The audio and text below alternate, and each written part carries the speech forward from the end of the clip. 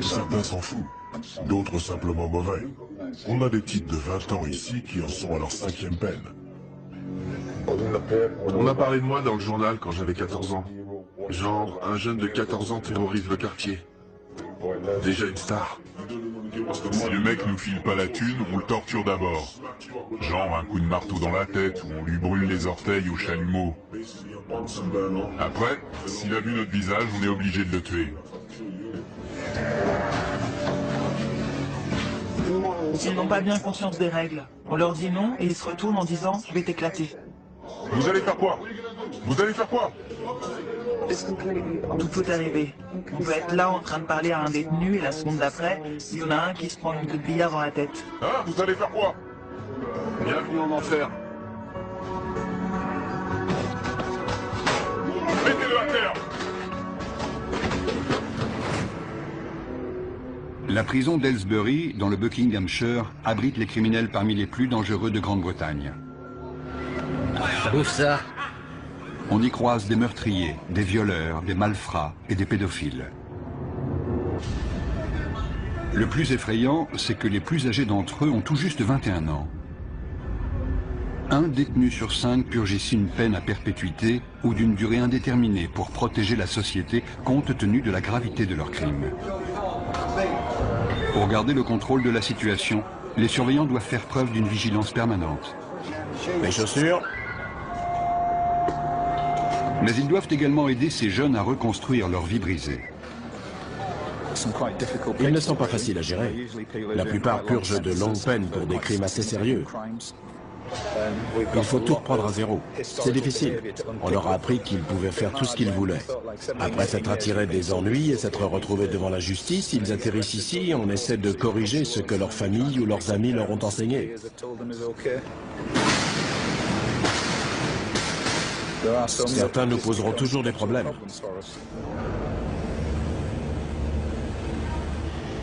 Aylesbury est un établissement redouté au sein de la population carcérale.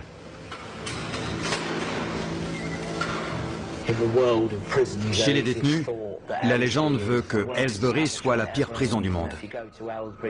Quand vous arrivez, vous êtes accueilli par 5 matons baraqués, armés de matraques, et on vous assomme à la descente du bus. Ceux qui arrivent ont peur, parce qu'on leur a dit qu'il y avait des problèmes de gang, des bagarres tous les jours, 4 à 7 par jour. Mais depuis un an, ça s'est un peu calmé.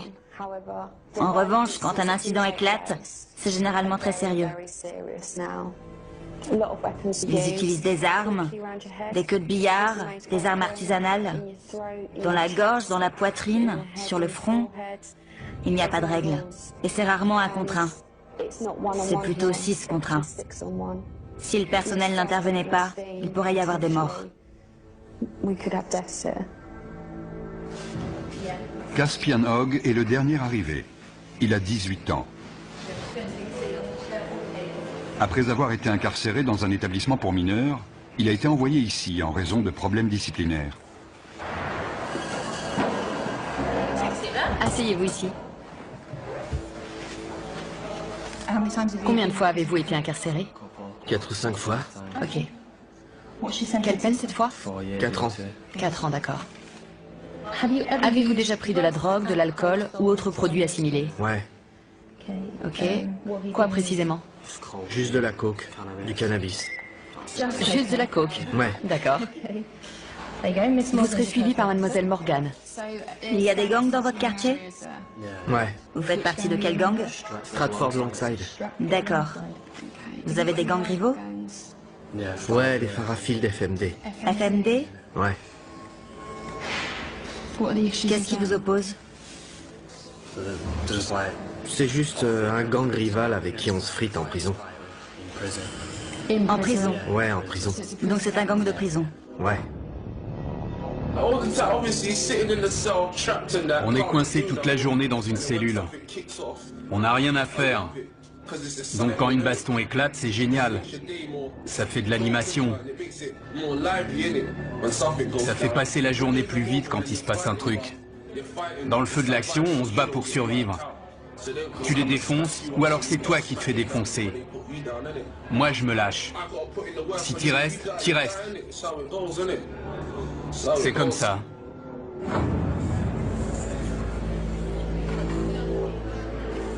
On a des membres de gangs venus de Liverpool, de Birmingham, de Londres, et ils sont tous rivaux. Certains viennent de milieux où ils n'ont connu que la violence. C'est déjà ouvert? Oui, c'est déjà ouvert. Les radiateurs devraient être éteints ce soir. Je sais, il fait un peu chaud.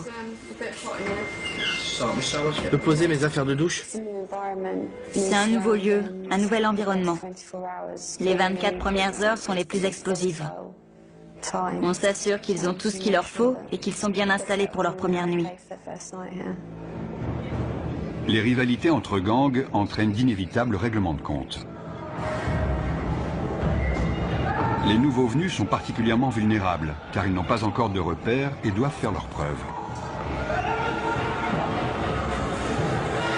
Dès qu'un incident survient, une alarme est déclenchée.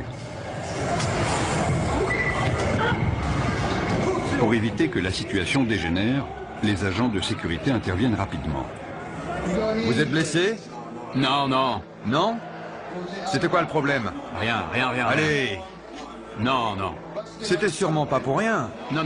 Ils sont juste venus là, vous frapper pour rien. Je sais ce qui s'est passé. C'est le nouveau qui vient d'arriver. Il s'est déjà battu la semaine dernière. C'était les représailles. Les deux se battaient. Les deux se sont donné des coups à la tête.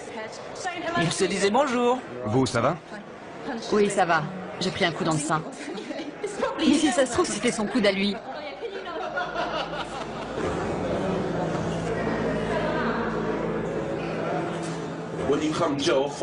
Quand on vient de la rue et qu'on arrive en prison, c'est encore plus violent que dans la rue, parce que tous les mecs de la rue sont réunis au même endroit. C'est pire. J'ai grandi au milieu de la violence et j'aimais pas vraiment ça, mais en maison de redressement, on voit beaucoup de violence, alors on s'habitue. Et puis on finit même par aimer ça. Si je te connais, si je sais avec quel gang tu traînes, dès que je te vois, je t'éclate. Et si je sais que t'as planté un de mes potes, je te fais la même chose. Donc vous surveillez constamment les nouvelles arrivées dans votre bâtiment. Ouais. Ils en ont mis dans l'LC, juste à côté. Si je les croise, je les défonce direct. C'est clair. Le quotidien en prison, c'est pas la joie. Vous pouvez être le mec le plus balèze avec la plus grosse réputation, il faut quand même surveiller vos arrières. On est tout le temps parano, tu vois. On est sur nos gardes tout le temps, on surveille les autres. On est tous des criminels ici. Comme je l'ai dit, des fois mon but c'est de faire mal à quelqu'un. Des fois je me réveille le matin et je suis pas d'humeur pour ça. Sérieux. Et des fois je me dis que je vais lui mettre la raclée de sa vie. Je me dis, quelle différence ça fait. Je sais qu'il me reste que 10 mois à tirer, mais autant aller lui régler son compte. Au cours de leur période d'intégration, avant d'être installés, on propose aux détenus de travailler ou de suivre des cours. Ceux qui acceptent pourront passer plus de temps dans les espaces communs. Il n'y a que 3 surveillants à cet étage et jusqu'à 50 détenus peuvent sortir de leur cellule. C'est le moment dangereux de la journée. Il faut rester très vigilant. On peut avoir tendance à se relâcher parce que 90% d'entre eux sont très corrects. Mais il faut se méfier, c'est notre boulot. La situation peut dégénérer à tout moment. Caspian et 2 nouveaux arrivants ont forcé le passage pour s'introduire dans une cellule.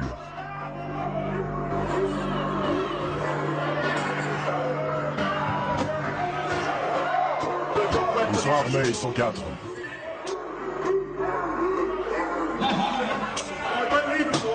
Les détenus ont barricadé la porte. Les surveillants ne peuvent pas entrer. Je veux voir tous les détenus dans leur cellule.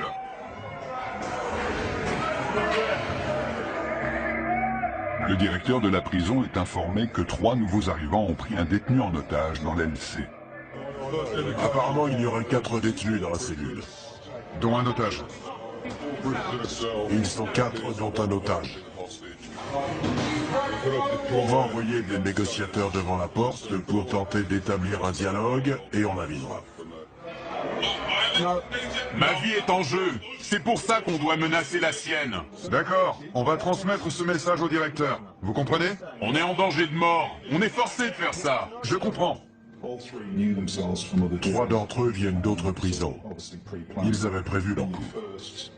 Notre priorité, c'est l'otage. Si vous faites pas venir le directeur, je le viole. Je vais le violer. Écoute, tu n'as pas à lui faire de mal. On t'écoutera de toute façon. Le négociateur joue un rôle clé car il analyse la situation pour nous.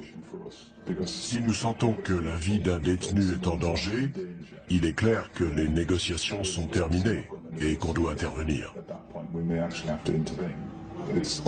L'otage doit avoir conscience que le personnel est présent et jauge la situation car ils disent tous « je vais le tuer ». Mais est-ce qu'ils veulent vraiment le faire? J'aime pas cette prison, c'est tout. Je l'aime pas. T'es pas le seul. Mon problème, c'est que j'ai beaucoup de prisonniers qui ne sont pas heureux d'être ici. Si on commence à parler de transfert maintenant, j'aurai une autre prise d'otage dès cet après-midi, car certains vont se dire « Oh, il suffit de prendre un type en otage pour se faire transférer. » Je vais lui trancher le cou et le vider de son sang. Il a menacé de le violer et de lui trancher la gorge. Non, le cou. De lui trancher le cou. Je vais vous dire. Écoutez-moi. Vous me prenez pas au sérieux? Si, croyez-moi. Nous prenons ça très au sérieux. Une cellule de crise a été mise en place par le directeur de la prison pour gérer l'incident. La décision a été prise de faire appel à des agents des forces de l'ordre spécialement entraînés pour agir dans ce type de situation. L'otage avait un t-shirt noué autour du cou, il était assis sur le lit. Ils sont armés d'un couteau en plastique et de morceaux de verre. Ils ne veulent pas être ici. Ils ne se sentent pas en sécurité. Ils veulent retourner plus au nord, vers Liverpool ou Manchester. Il y en a un qui est arrivé hier, un autre il y a 9 jours. Ils viennent tous du même coin. Ils se sentent menacés par les gars de Londres. Et ils en ont assez. L'équipe d'intervention de la prison se prépare à intervenir au cas où la situation dégénérerait. La prise d'otage dure depuis 2 heures. Jason Harper passe le relais à un autre négociateur qui va poursuivre la discussion avec les preneurs d'otages. Écoutez-moi, d'accord? Je ne vais pas vous mentir. Je vous ai dit tout ce que je savais. La température de 40 degrés n'arrange pas la situation. Il s'est effondré au sol. L'otage a perdu conscience. Tournez-le sur le côté. Tournez-le sur le côté et mettez-lui la tête en arrière pour qu'il puisse respirer. Oui, voilà, sur le côté. Darren, c'est Andy. Julie vient de me dire que l'otage avait perdu connaissance. Il est allongé au sol, elle leur a expliqué la position latérale de sécurité. Le directeur est mis au courant de la situation. Il ordonne le déploiement de son équipe d'intervention pour porter secours à la victime. Vous m'avez dit que vous vouliez sortir. J'attends qu'on me dise comment ça va se passer. Ensuite, la situation va se débloquer. Au bout de 3 heures, les preneurs d'otages acceptent de se rendre calmement. Où il est? Je veux le voir. L'otage, il sort en premier? Non, il sort en dernier. Comment tu t'appelles? Caspian. Les mains sur la tête. Sors calmement, par ici. Caspian Hogg, l'initiateur de cette prise d'otage, est conduit vers le quartier disciplinaire. Le détenu qui est arrivé hier venait déjà du quartier disciplinaire de son précédent établissement. Il est connu pour des faits de violence, d'agression de personnel, de port d'armes, de barricades. Il a tout fait. Il vient du nord du pays. Il a beaucoup d'influence sur les autres et il s'en est servi. Mais on est formé pour ces situations, donc ça va aller. On va descendre au quartier disciplinaire pour une fouille intégrale. Je suis le responsable, donc j'y participerai. Chacun sera tenu à l'isolement en attendant qu'une punition soit décidée. Nous sommes responsables des détenus les plus problématiques de l'établissement. S'ils enfreignent les règles ou s'ils présentent un risque pour les autres ou pour l'établissement, ils sont envoyés au quartier disciplinaire pour une période donnée. Notre priorité, c'est de calmer les prisonniers énervés et de leur faire entendre raison. Il faut aussi qu'on soit attentif à tout comportement potentiellement violent. Hé, Caspid! T'as réussi? J'y suis presque, mon pote! Yes. Beaucoup m'ont dit qu'ils avaient essayé de travailler et d'être de bons citoyens, et qu'ils avaient trouvé ça trop difficile. Mais ils sont très jeunes, vous savez. Les détenus seront punis pour les dommages qu'ils sont en train de commettre. Je suis resté trop sage. J'étais stressé. Il me fallait un truc à faire. J'ai saisi ma chance. En plus, j'étais pas tout seul. Le gamin qu'on a pris en otage, c'est le seul de toute l'aile que j'aime pas. Alors je me suis dit que j'allais me le faire. Mais on lui a pas fait mal, on lui a rien fait. Ils m'ont frappé au visage et dans les côtes, en me traînant avec eux. Ensuite, l'un d'eux m'a attrapé par derrière et m'a fait asseoir sur le lit. Il me tenait comme s'il voulait me briser la nuque. Les deux autres frappaient la porte avec des boules de billard dans des chaussettes. Ils ont cassé ma télé et ils m'ont mis des bouts de verre sous la gorge. Ils ont dit qu'ils allaient me la trancher. Ensuite, ils m'ont dit de me déshabiller complètement et ils ont dit qu'ils allaient me violer. Qu'est-ce qui s'est passé? Rien. Ils disent qu'on a pris un mec en otage et qu'on l'a agressé dans sa propre cellule. Ils ont appelé la police et on est à l'isolement pour l'instant. Vous dites que vous ne l'avez pas pris en otage? Non, on a juste barricadé la porte, c'est tout. J'ai toutes ces pensées qui ont défilé dans ma tête. Je savais pas si j'allais en sortir vivant. Je connaissais pas ces mecs. C'était le truc le plus flippant de ma vie. Pourquoi vous avez fait ça? Franchement, j'ai pas eu de visite depuis 6 mois, depuis qu'ils m'ont mis ici. J'essaie de retourner dans le Nord. Il y a que des mecs de Londres ici, je veux retourner chez moi. C'est pas ma prison, je veux être dans une prison de chez moi. Je suis tombé dans les pommes. Je me souviens juste qu'ils étaient en panique. Ils croyaient qu'ils m'avaient tué. Et si on continue les conneries, si on agresse les surveillants, ils nous transféreront. Ça va, Liam? Ouais, vous? Pas trop mal. J'ai connu des jours meilleurs.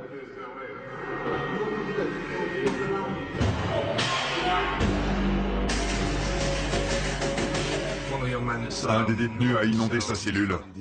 Il est armé. Il a cassé le manche de son balai. On lui a demandé de nous le remettre. On va le déplacer dans une cellule où il n'y a pas d'eau. C'est trop court, Il doit lui en rester. Le détenu a jeté les morceaux de manche à balai dont il se servait comme arme. c'est trop court. Pourquoi vous avez gardé ce morceau, hein? Je vous avais dit de tout jeter. Reste sur le côté, déverrouille la porte et je la pousserai. Reculez vers nous, doucement.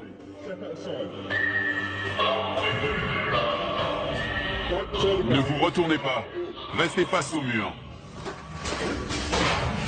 Le détenu n'a pas obéi et s'est retourné. À partir du moment où on ouvre la porte, les négociations sont terminées. Soit il se rend, soit on intervient. Arrêtez de bouger. Si vous faites pas ce que je vous dis, on devra de nouveau vous immobiliser. C'est compris? Ouais. Super, allez, debout. Tu lui maintiens la tête, pendant qu'on le lève. Vous avez entendu? On tourne. On utilise la force quand c'est nécessaire et de manière proportionnée, mais ça fait forcément mal. Fouille intégrale. Il va maintenant être fouillé intégralement au cas où il aurait dissimulé une arme.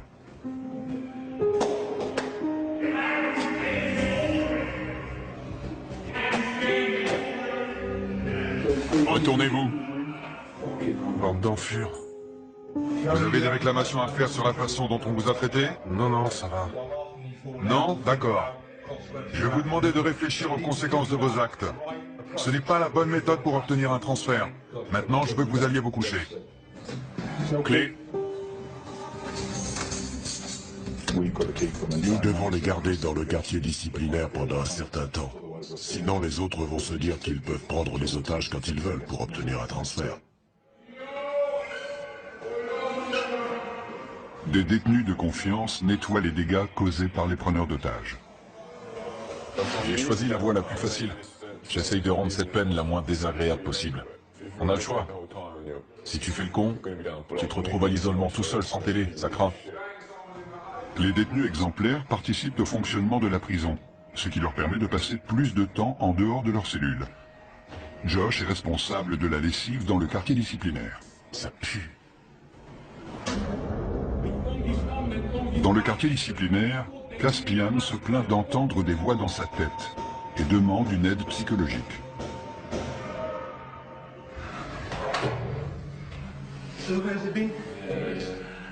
Je dois déterminer si vous êtes du genre manipulateur. Manipulateur? Si vous aimez titiller les gens et les énerver pour prendre l'avantage. Non, sérieux. Je risque de vous poser des questions qui vont vous énerver. Ouais. Vous avez le droit d'être en colère. Ce que vous n'avez pas le droit de faire, c'est d'être violent. Mais je suis un type violent, madame. Regardez mon dossier. Depuis mes 11 ans, je suis traîné de foyer en foyer et je suis incontrôlable. À 11 ans, j'ai arraché le torse d'un type avec mes dents. J'ai mordu une meuf à l'oreille. On a toujours dû me maîtriser. Mais j'ai toujours le même sentiment. Je me dis que mon destin, c'est de tuer quelqu'un. Et la perspective de sortir d'ici, de commettre un tel acte, et de revenir en prison pour une peine à perpétuité, ne vous dérange pas? Ça dépend. Quand je pète les plombs, ça me dérange pas, je m'en fous. Je pense pas que je suis un taré. Mais si on m'aide pas maintenant, je vais finir par le devenir. Je ne suis pas convaincu à 100% qu'il souffre de troubles mentaux. Il souffre de troubles émotionnels, ça c'est sûr. Car non seulement il a des pensées violentes, beaucoup de gens en ont, ce n'est pas idéal, mais ce n'est pas un drame, mais il prend plaisir à être violent, ce qui alimente ses pensées et ses fantasmes. Je pense que son comportement pourrait le conduire au meurtre.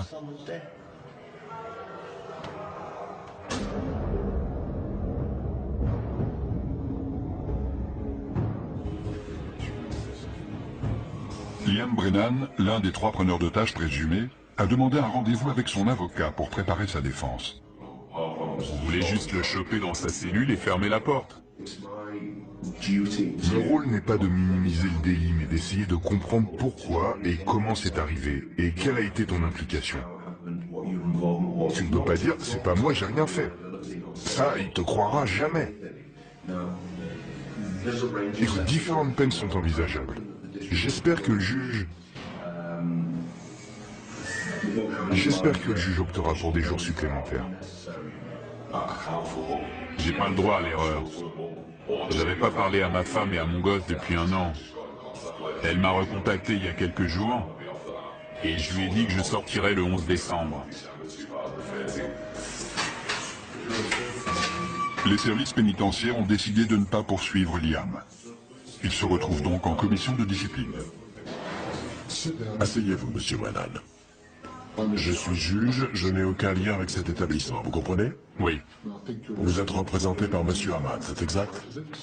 Oui, monsieur le juge. Pouvez-vous vous identifier, s'il vous plaît? Jason Harper. Vous serez le témoin de cette affaire? Oui.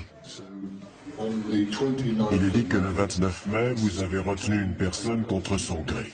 Coupable ou non coupable? Non coupable. Monsieur Ahmad?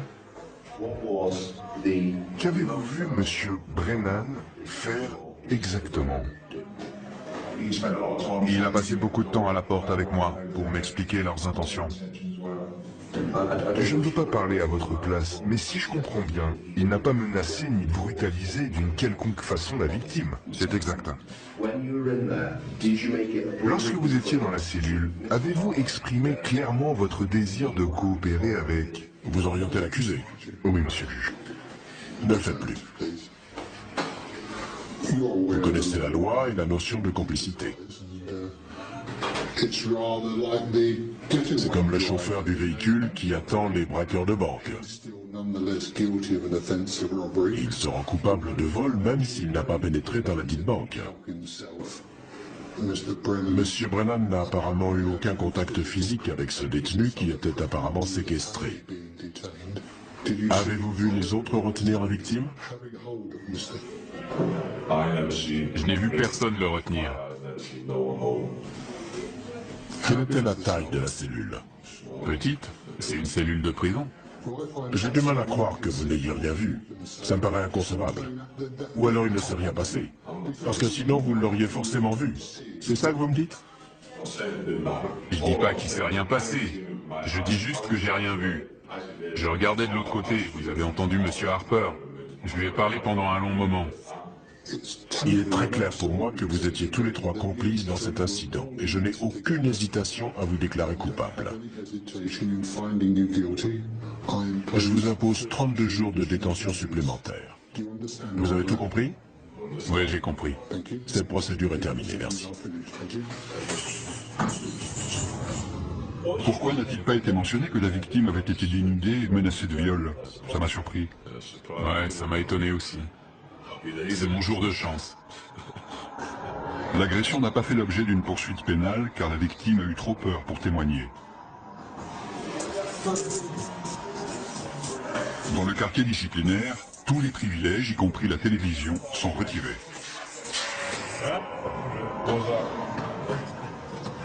Brennan refuse de retourner dans sa cellule, à moins qu'on lui apporte une télévision pour qu'il puisse suivre le match de foot Angleterre-Ukraine. Je ne vous entends pas. Vous savez quoi? Quoi?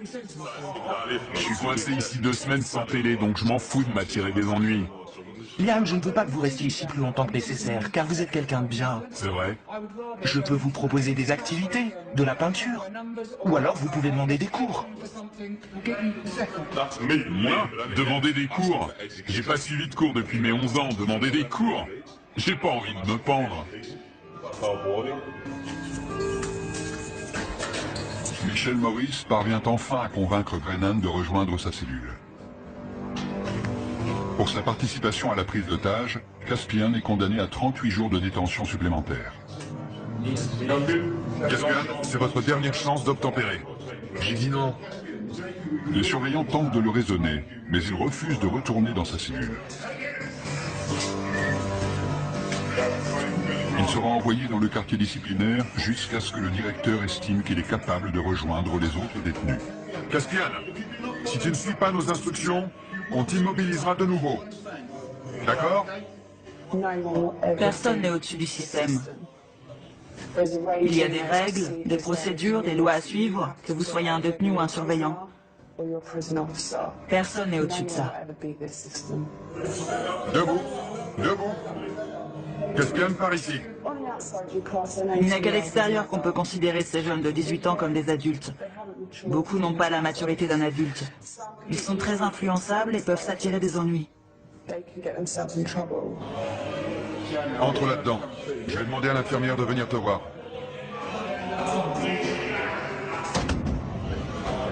S'ils me remettent avec les autres, je vais vous dire la vérité. Je vais faire mal à quelqu'un. Sérieux, je déconne pas. S'ils me remettent là-bas, je vais choper un de ces connards et je vais le défoncer comme il faut. Je suis sérieux. J'ai l'impression d'avoir une double personnalité. Tout m'énerve, tout le monde m'énerve. J'aimerais parler à quelqu'un, mais j'ai la tête en vrac. J'ai l'impression qu'elle est énorme. Tellement de trucs là-dedans, je me sens vraiment en colère. Je suis en rogne. Il y a certains détenus que je n'aimerais pas voir libérés avant très longtemps. Parfois, on travaille avec eux simplement pour les aider à gérer le fait qu'ils sont en prison.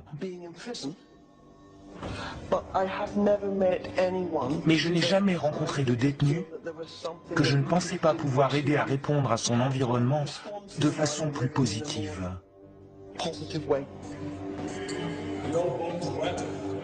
L'état mental de Caspian Hogg continue d'être surveillé. De quel autre traitement pensez-vous avoir besoin? Est-ce que vous pensez que je peux faire autre chose pour vous aider? Non, rien. Il n'y a rien d'autre que vous puissiez faire. Pensez-vous que vous avez besoin d'apprendre à contrôler vos émotions? Non, je crois pas. Je connais mes émotions et je crois plutôt que j'en ai pas assez. J'essaie de pleurer, mais j'y arrive pas. Je peux pas pleurer. Sauf des fois, ça vient sans prévenir, ça arrive. Vous voyez de quoi je parle? Je pleure pas quand il se passe un truc triste. Ça m'arrive même de rire. Pour vous, est-ce plus normal de penser à ce que ressentent les autres ou de ne pas y penser? Ça dépend des moments. Là, c'est moi, je suis là, je vous aime bien. Vous me comprenez?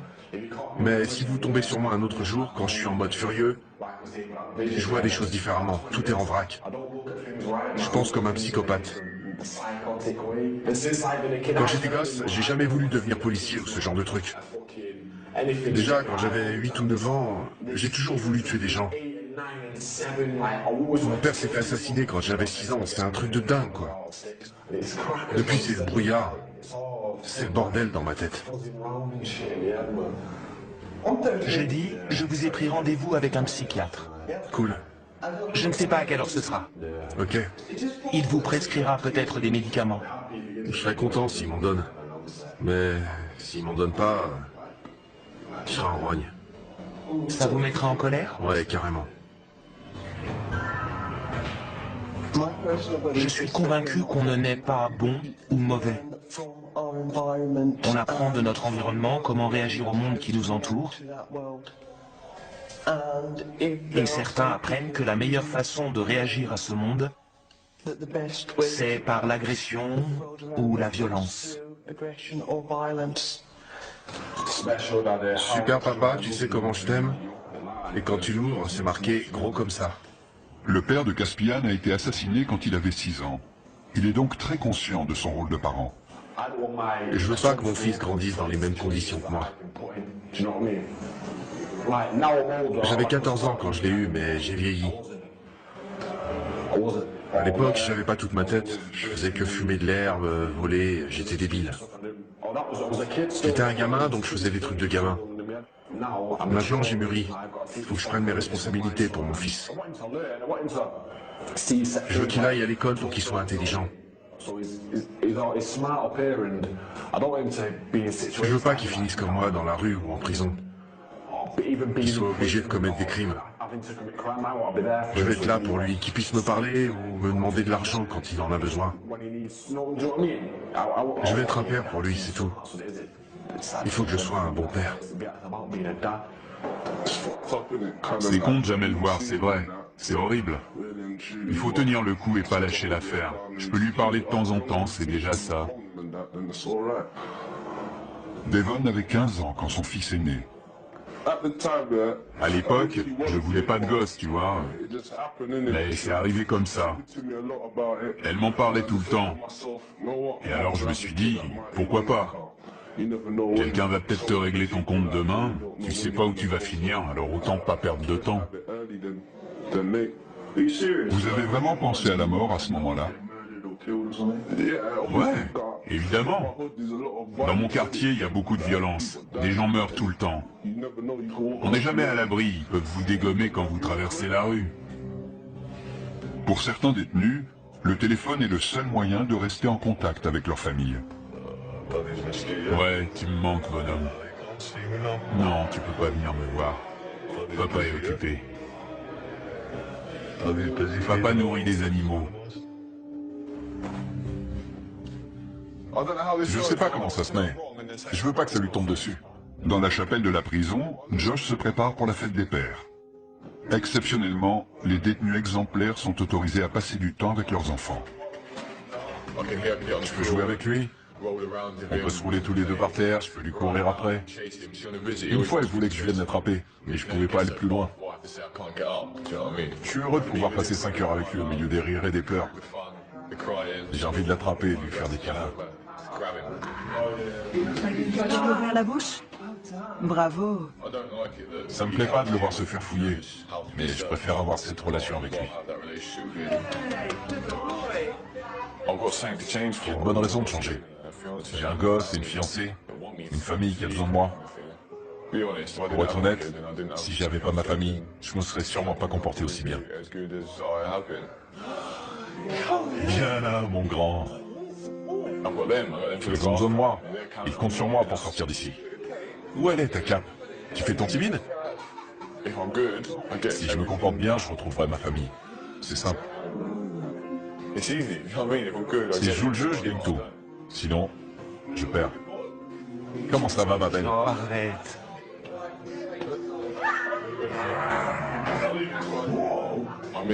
J'ai manqué ses premiers pas, ses premiers mots. La première fois qu'il a tapé dans un ballon. Je ne l'ai jamais emmené au parc. Je l'ai jamais réveillé de sa sieste. Maintenant, il va sur les toilettes, il me dit qu'il est grand. C'est toutes ces petites choses. J'ai tout manqué. Je vais être là pour le border le soir, pour me réveiller avec lui. La nuit, il vient dormir avec sa maman. Je vais être là quand il fait ça.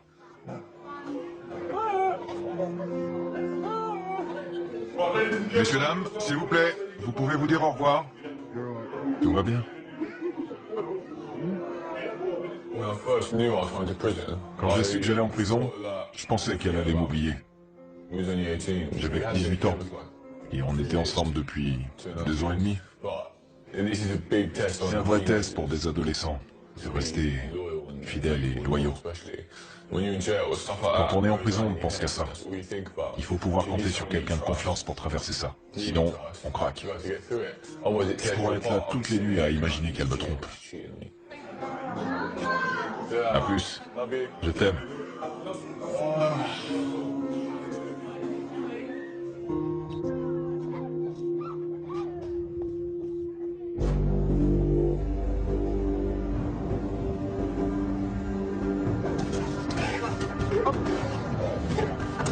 Des chiens de détection arrivent à Ellsbury pour y rechercher de la drogue ou des objets de contrebande. Il y a beaucoup de dealers en prison, et ça ne risque pas de s'arrêter. Il y a de l'argent à se faire. Les téléphones portables sont aussi un problème sérieux. C'est pour ça que les chiens sont capables de les trouver. Ils peuvent être utilisés pour planifier des évasions ou tout autre type d'événement. On fouille des cellules tous les jours.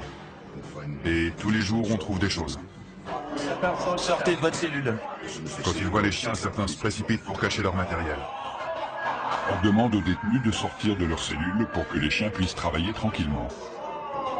C'est n'importe quoi, il va renifler partout. Comment savez-vous qu'il a trouvé quelque chose? Il s'immobilise et pose son nez sur l'endroit concerné. Si c'est hors d'atteinte, il reste assis et regarde dans la direction de l'objet.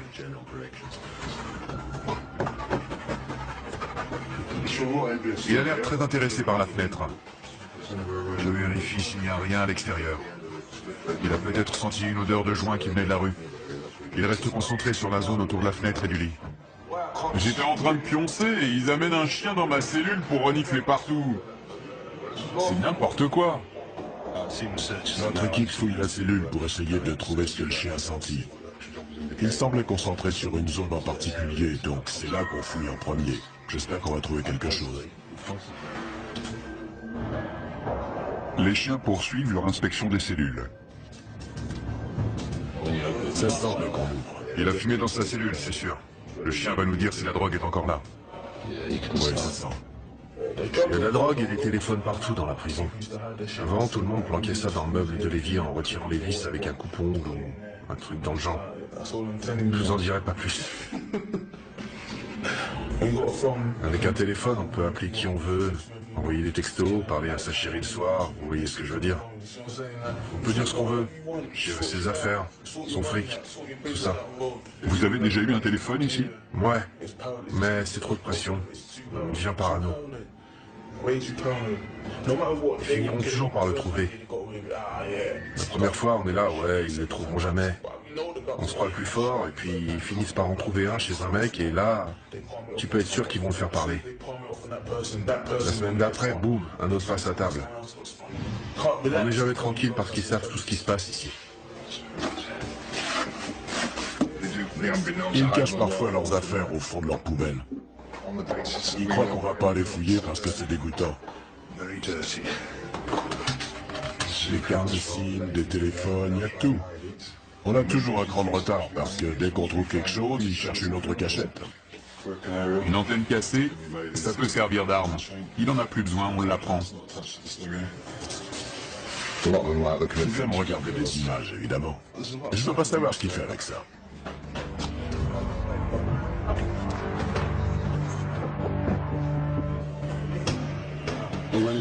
Dans une cellule, on a trouvé un téléphone avec un chargeur.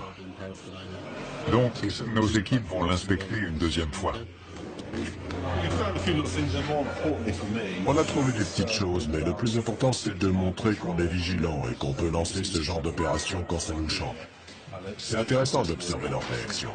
Certains détenus n'étaient clairement pas rassurés à l'idée qu'un chien allait inspecter leur cellule.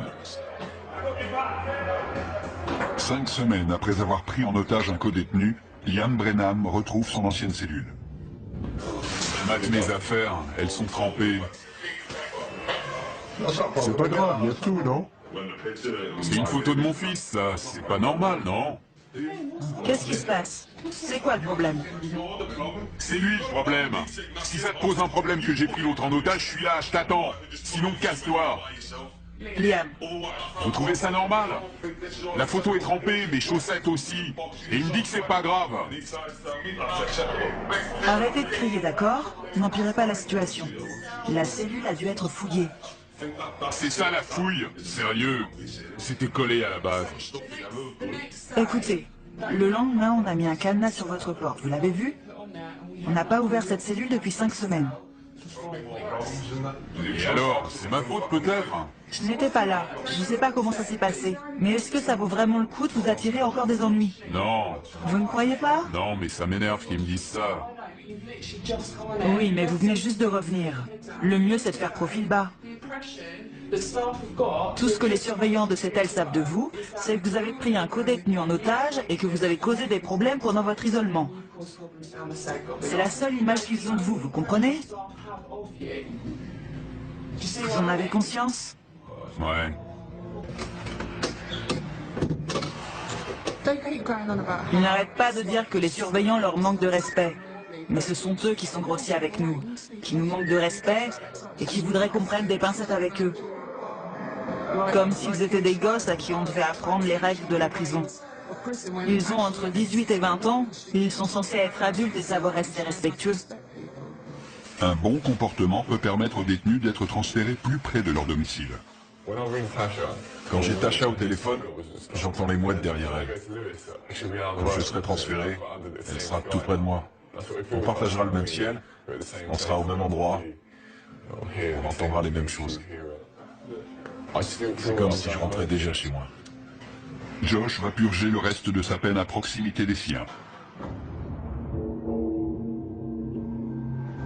Soucieux de contrôler ses pulsions violentes et de rentrer chez lui, Caspian a accepté de prendre des antipsychotiques. Ça calme ce qui se passe dans ma tête. Et ça marche? Ouais, dans un sens. Mais c'est pas génial. Je me réveille le matin, il y a des taches de bave sur le drap. J'ai même pas d'oreiller, j'ai carrément oublié. Est-ce que vous vous sentez mieux? Est-ce que ça a calmé vos pensées? Ouais, les pensées ont disparu, mais le problème c'est l'état dans lequel ça vous met. J'aime bien être un peu défoncé, mais là, j'ai l'impression d'être un zombie, tu vois. Genre, un taré sur les docks. Le mec complètement à la masse. C'est pas bon, ça. Les fantasmes, les pensées violentes, les désirs de meurtre et de notoriété liés à ces meurtres ont grandement diminué. Il a même expliqué qu'il avait parfois la tête vide.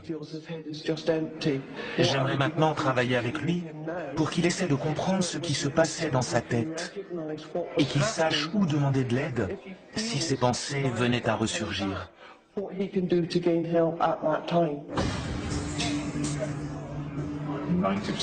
90% des détenus que nous accueillons ici vaquent à leurs occupations et font ce qu'on leur demande. Il peut y avoir de petits incidents, et c'est tout. Ce sont les 10% restants qui causent la majorité des problèmes. Ils ne veulent pas rester tranquilles, ni faire ce qu'on leur dit. Ils se rebellent constamment. Ils essaient de créer le désordre pour saper notre travail.